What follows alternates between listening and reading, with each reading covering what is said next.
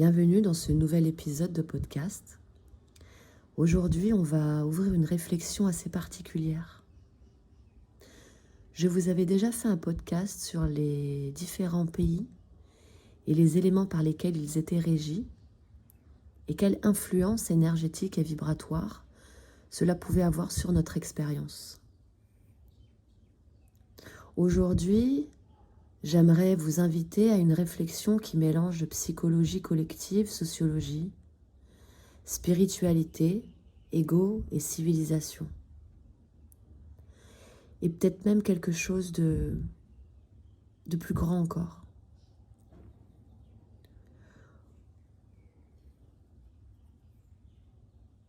Pour ceux qui me connaissent, j'ai l'habitude de regarder les choses comme un organisme systémique. Un système.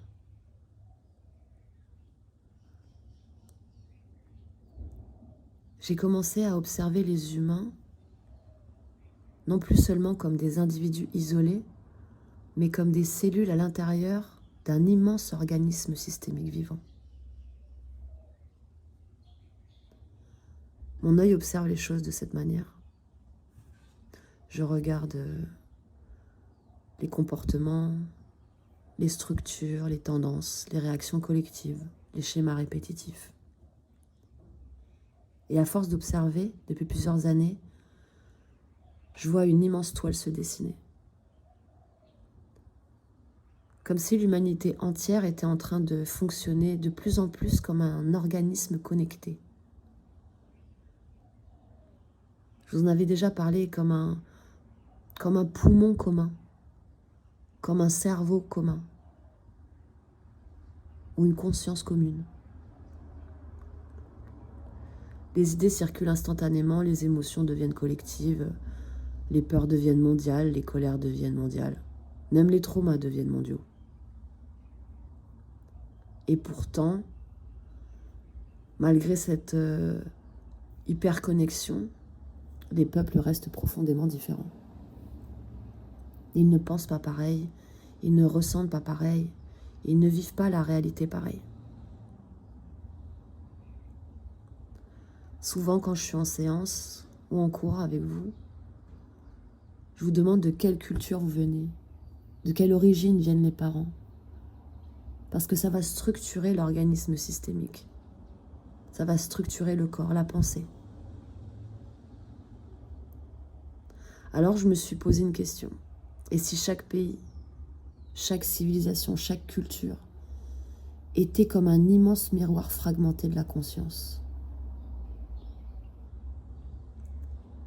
Comme si chaque peuple expérimentait une facette particulière de l'expérience humaine. Quand tu voyages ou même simplement quand tu observes les pays de loin, tu ressens des atmosphères psychologiques complètement différentes.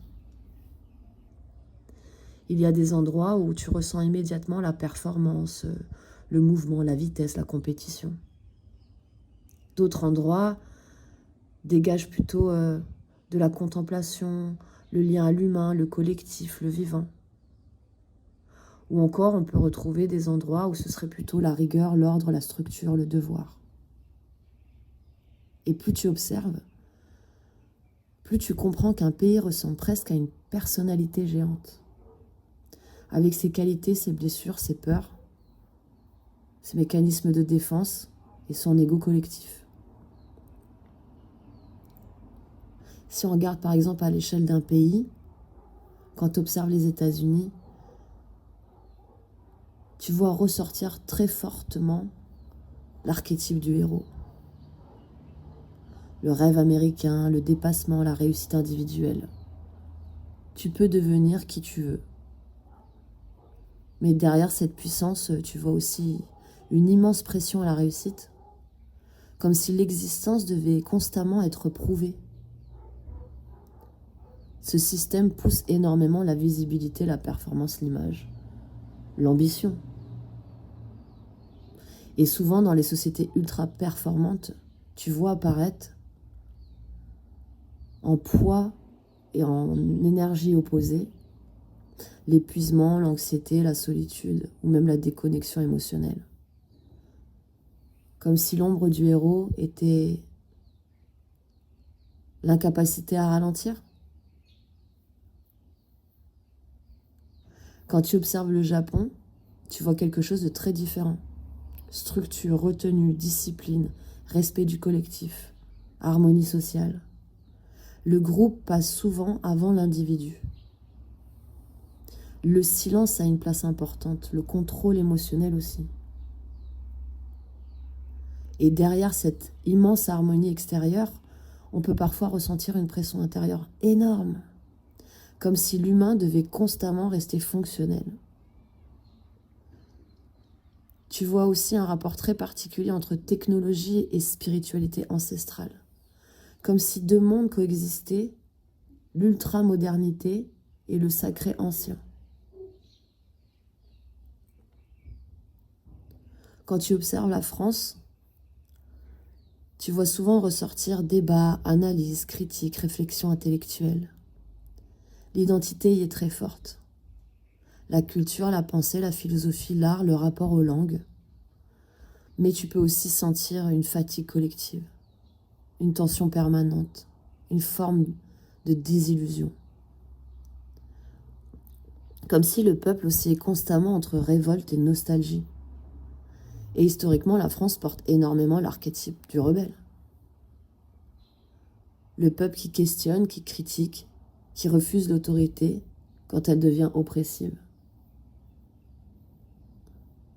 Si on observe certains pays nordiques, on va plutôt remarquer une recherche d'équilibre collectif. Le système est pensé pour réduire le chaos social. On y retrouvera un travail sur la confiance dans les structures, une forme de stabilité, une régulation émotionnelle, de la discrétion et la responsabilité collective. Mais parfois aussi une difficulté à exprimer l'intensité émotionnelle, comme si l'équilibre pouvait parfois devenir une forme de contrôle silencieux. Si on part du côté des Amériques latines, les peuples d'Amérique latine,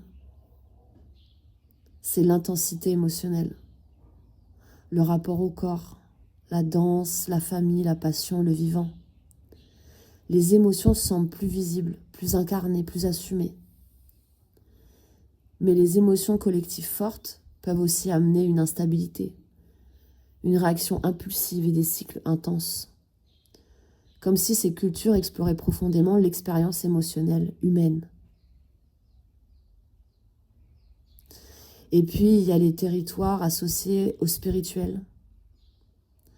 Des endroits où énormément de personnes vont pour se reconnecter à elles-mêmes. Mais là aussi, c'est intéressant d'observer les projections humaines. Parce que beaucoup de gens cherchent la conscience dans un lieu. Comme si Bali, l'Inde, Tulum existaient que par les temples, les retraites et les cérémonies. Alors qu'au fond, le lieu agit souvent comme un miroir amplificateur. Parce qu'une personne qui fuit sa réalité intérieure continuera souvent de se fuir, même dans un lieu sacré. Et ça, on n'en parle pas assez. Les pays aussi portent des traumatismes comme les humains. Des mémoires de guerre, de colonisation, de dictature, de famine, d'effondrement, de violence ou de survie. Et ces mémoires traversent les générations, elles modifient les comportements, les systèmes, les émotions collectives.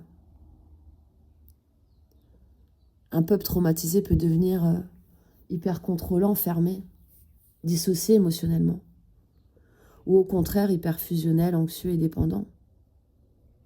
Et souvent, les générations suivantes vivent encore les conséquences sans comprendre l'origine du programme. Comme dans le transgénérationnel familial, mais à l'échelle d'une nation entière. Et parfois, quand tu prends du recul, tu as presque l'impression que chaque pays explore une spécialisation de la conscience. Comme si l'humanité entière fonctionnait comme un cerveau. Certains peuples développent la logique, d'autres l'émotion ou la spiritualité, la technologie, ou d'autres encore la créativité, la survie. Aucun peuple n'incarne la totalité. Chaque civilisation explore une facette spécifique du vivant. Et je suis allée un petit peu plus loin dans ma réflexion. On va entrer dans une partie plus sensible du podcast, la partie plus symbolique, plus ésotérique. Encore une fois, on explore, on observe, on ne cherche pas à imposer une vérité. Et si chaque lignée humaine portait différentes mémoires fréquentielles? Et là, je rejoins les récits stellaires, les mythes anciens, les starcides, les civilisations célestes, les dieux venus du ciel.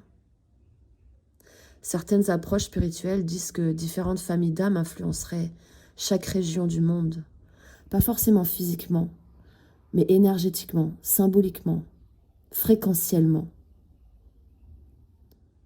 Chacune serait liée à la structure, au mental, à la technologie, ou encore à l'intuition, l'art, l'émotion ou le cœur. Mais attention, parce que ces sujets peuvent devenir dangereux si l'ego s'en empare. Le piège, c'est l'archétype spirituel. Ce peuple est évolué, ce peuple est supérieur, ce peuple est pur, ce peuple est impur et non évolué. Et ça, c'est exactement l'opposé de la conscience réelle. Parce qu'une conscience élevée ne cherche pas à séparer. Elle cherche à comprendre. Les peuples sont différents, les cultures vibrent différemment. Mais ça ne veut pas dire meilleur ou moins bon. En séance, vous m'entendez souvent dire que les Occidentaux savent très bien faire la matière, mais doivent apprendre à faire l'éther et le spirituel. C'est pas leur zone de confort.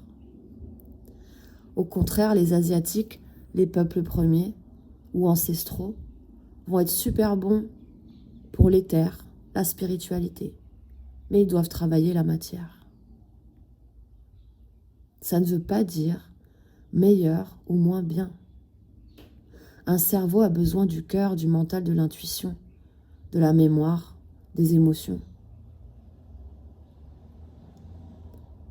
Et si l'humanité fonctionnait pareil? Et si chaque civilisation était pleinement une cellule différente d'un même organe planétaire? Alors non, je ne suis pas en train de dire que tel pays vient de telle espèce galactique, ce serait beaucoup trop simpliste. Mais je pense qu'il existe réellement un champ de conscience collective, des mémoires collectives, des archétypes civilisationnels et des fréquences culturelles. Et plus j'observe le monde, et plus je réalise que l'humanité agit comme un immense miroir fragmenté d'elle-même. Chaque peuple révèle quelque chose.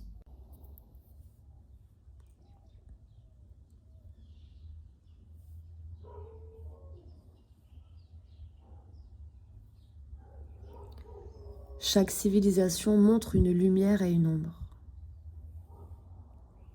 Le vrai niveau de conscience n'est pas de vouloir imposer sa fréquence au monde, mais d'apprendre à observer, comprendre et relier.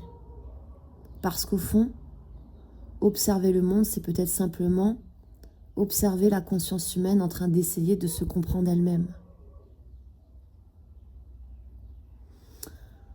Voilà, c'était la pensée du jour, le message que mon âme avait besoin de vous transmettre aujourd'hui. J'espère que ces mots parleront à certains d'entre vous, que ça réveillera ce feu sacré, cette compréhension, cette lecture. Apprendre à observer le monde de plus haut. Apprendre à observer le monde avec l'œil de la conscience. Alors, je vais continuer mes petites enquêtes afin d'avoir d'autres sujets à vous proposer. Je vous remercie d'avoir écouté cet épisode. Rappelle-toi de regarder le monde avec ton troisième œil et de le ressentir avec ton âme. Parce que toutes les informations sont déjà autour de toi. Il suffit juste d'observer. C'était Moon. Je vous dis à bientôt. Ciao!